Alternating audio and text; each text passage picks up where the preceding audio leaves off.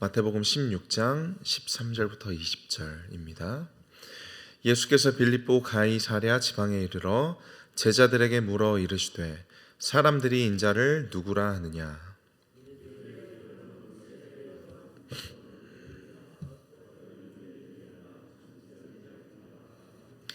이르시되 너희는 나를 누구라 하느냐.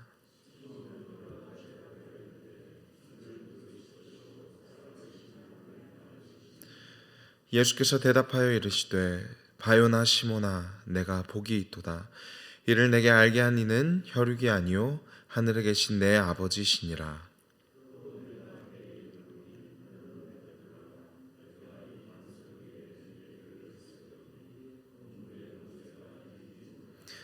내가 천국 열쇠를 내게 주리니 내가 땅에서 무엇이든지 매면 하늘에서도 매일 것이요 내가 땅에서 무엇이든지 풀면 하늘에서도 풀리리라 하시고 이에 제자들에게 경고하사 자기가 그리스도인 것을 아무에게도 이르지 말라 하시니라. 아멘. 인류 역사에는 수많은 명언들이 존재합니다. 예를 들어 악법도 법이다. 너 자신을 알라. 그래도 지구는 돈다. 우리 이순신 장군님께서는 나의 죽음을 적에게 알리지 말라라는 말씀을 하셨죠. 그리고 수많은 인물들의 명언들 중에서도 인간의 입으로 고백할 수 있는 말 중에 가장 위대한 말은 다름이 아니라 오늘 본문의 베드로의 고백일 것입니다. 오늘 우리 주님은 13절에서 제자들에게 이렇게 물으십니다. 사람들이 인자를 누구라 하느냐? 사람들이 나를 더러 누구라고 부르느냐? 그래서 제자들이 이렇게 대답하죠. 어떤 사람은 세례 요한이라고 하고 또 어떤 사람은 엘리야라고도 합니다.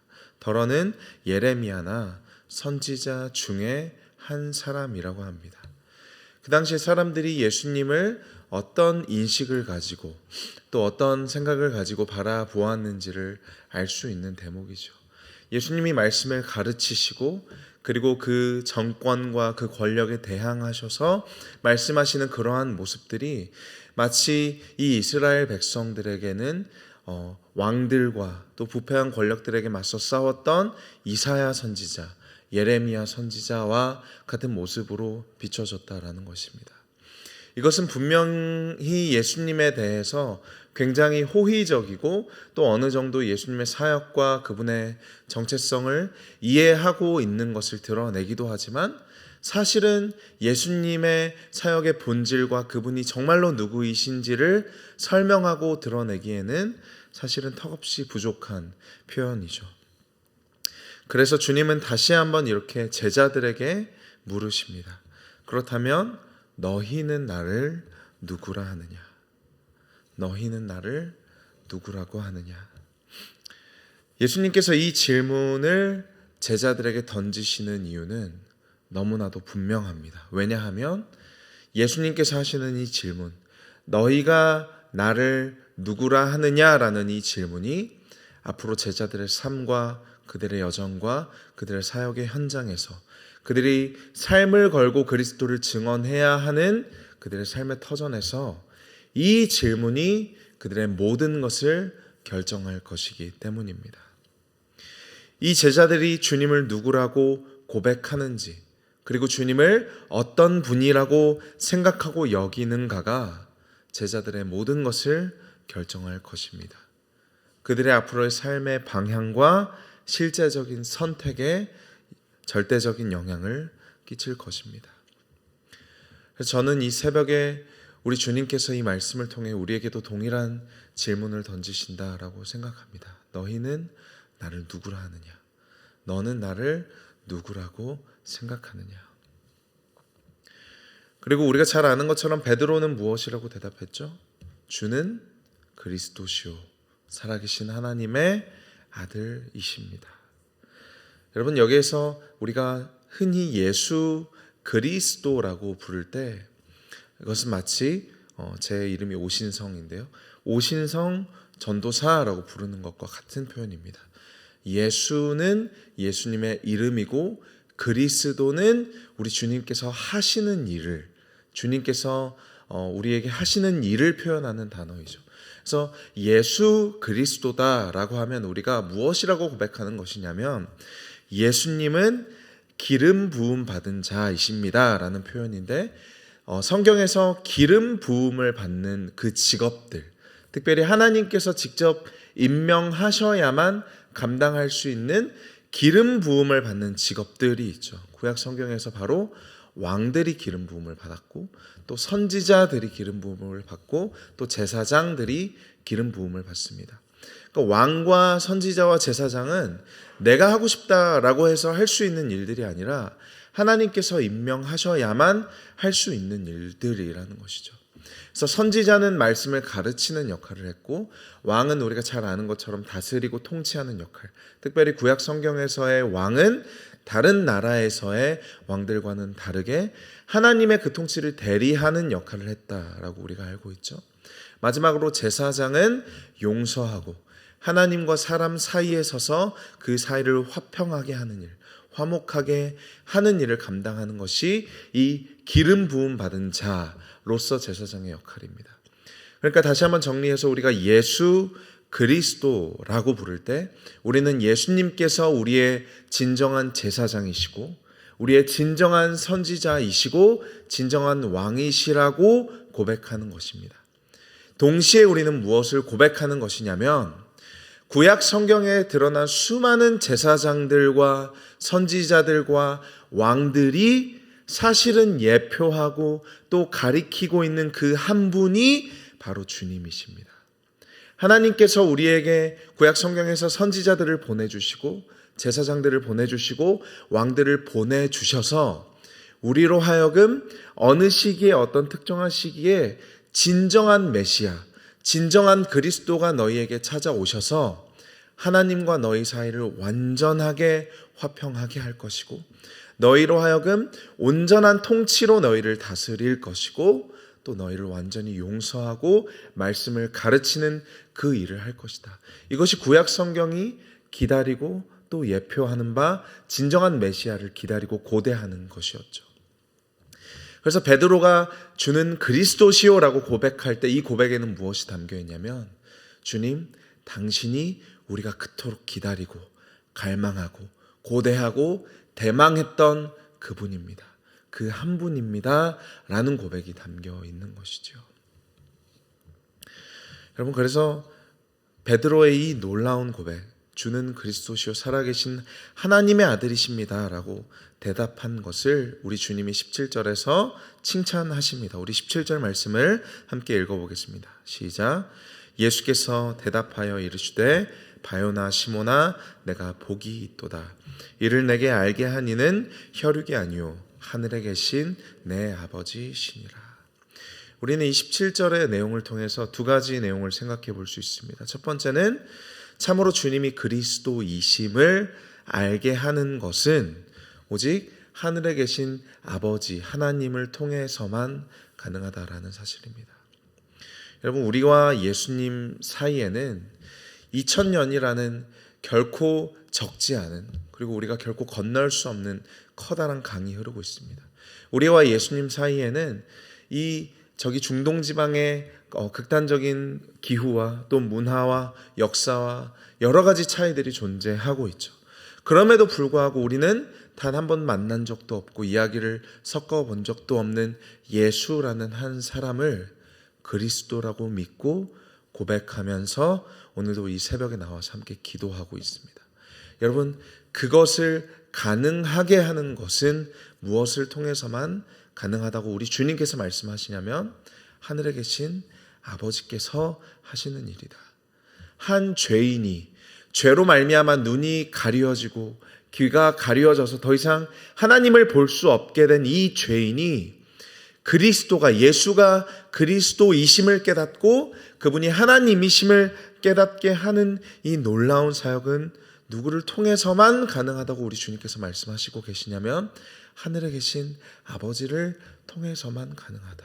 여러분, 그래서 우리가 오늘도 이 자리에 나와 함께 기도하고 우리가 예배하고 그리스도의 이름으로 기도할 수 있는 이 놀라운 기적을 통해서 하늘 아버지께서 내 안에 이 일을 행하셨구나.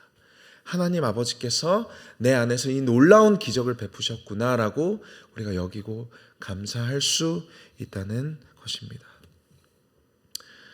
두 번째로 우리는 이 고백이 혈육으로부터 올 수도 있음을 경계해야 합니다.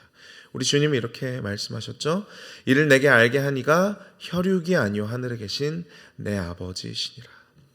우리는 이 고백이 아버지께로부터 올 수도 있지만 한편으로는 혈육으로부터 올 수 있다. 그러니까 인간의 습관을 따라 그저 학습된 우리의 신앙을 따라 아무 마음과 뜻 없이 감정 없이 그저 입술로만 종교적 습관을 따라 말할 수도 있다는 것입니다. 그리고 우리는 이것을 경계해야 한다는 것이죠. 여러분, 교회들 중에 수많은 이 땅의 교회들 중에 주님은 그리스도시요 살아계신 하나님의 아들이십니다라고 고백하지 않는 교회는 없습니다. 우리가 금방이라도 떠올릴 수 있는 수많은 무너진 또 부패한 타락한 여러 교회 지도자들과 또 목회자들과 또 교회들 중에 이 고백을 하지 않는 교회는 없다는 것이죠.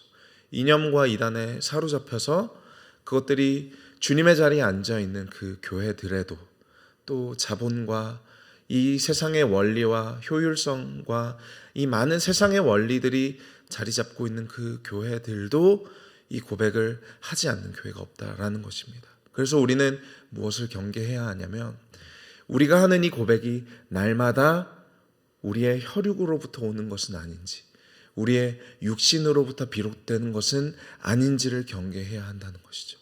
날마다 우리의 고백이 주님은 그리스도시요 살아계신 하나님의 아들이십니다라는 이 고백이 하나님 아버지로부터 온 것이 될 수 있도록 우리가 늘 경계하고 기도해야 된다라는 의미입니다.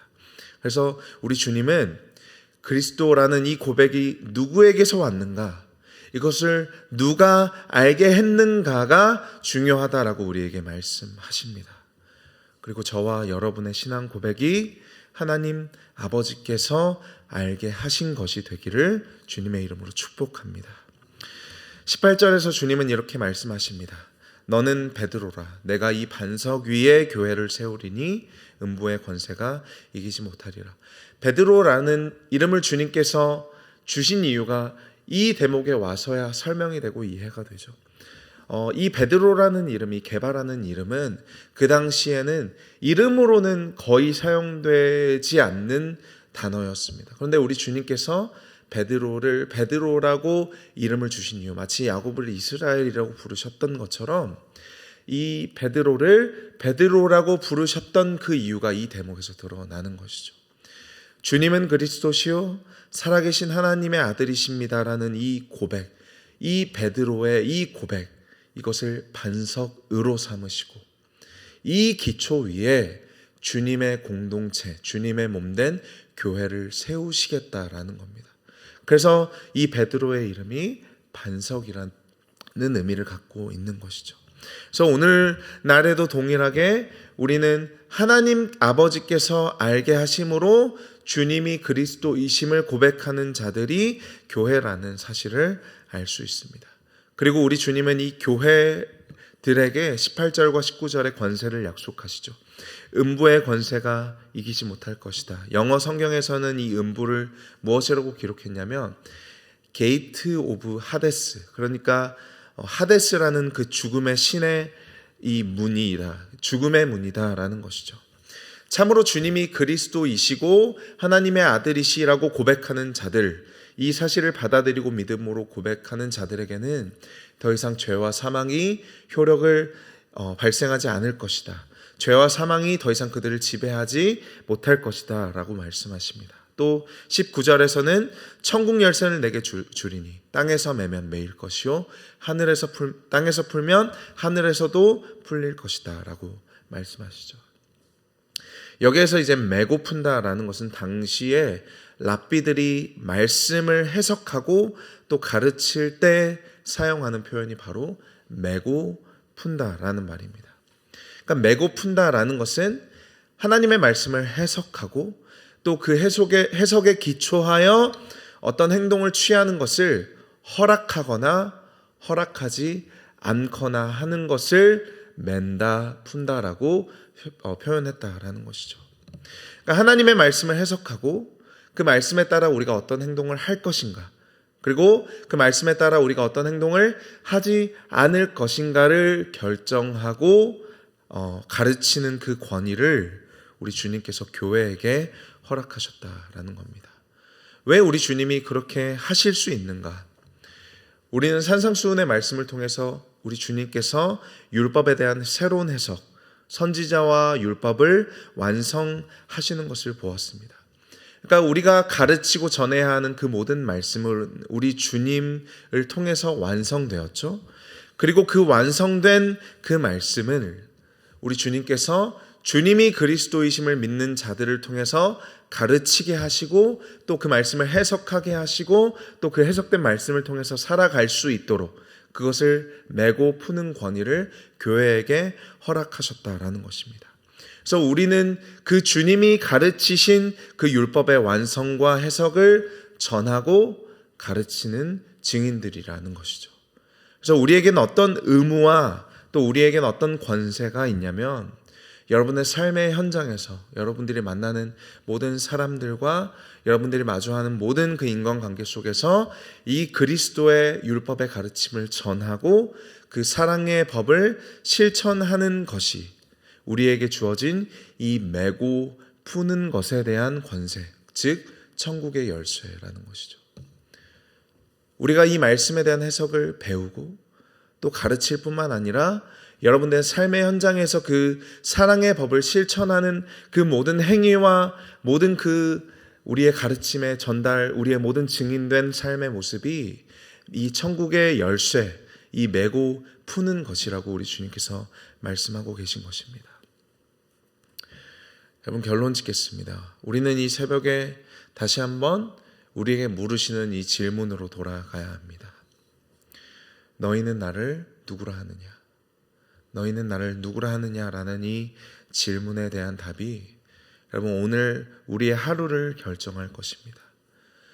우리가 주님을 누구라고 고백하느냐라는 이 질문이 우리가 오늘도 마주해야 하는 일상의 수많은 순간들과 또 갈등들과 딜레마들과 내가 일상 속에서 마주하는 수많은 선택들의 한복판에서 여러분 이 질문이 우리의 모든 것을 결정하게 될 것입니다. 여러분의 직장에서, 여러분의 가정에서, 여러분이 만나고 또 돌봐야 하고 또 책임져야 하는 삶의 모든 현장에서 내가 주님을 누구라 고백하느냐, 내가 주님을 누구라고 생각하느냐라는 이 질문이 여러분 우리의 삶의 모든 것을 결정하고 좌우할 것입니다. 우리가 주님을 누구라고 여기는 그만큼 우리는 삶의 현장에서 열매를 맺을 것입니다.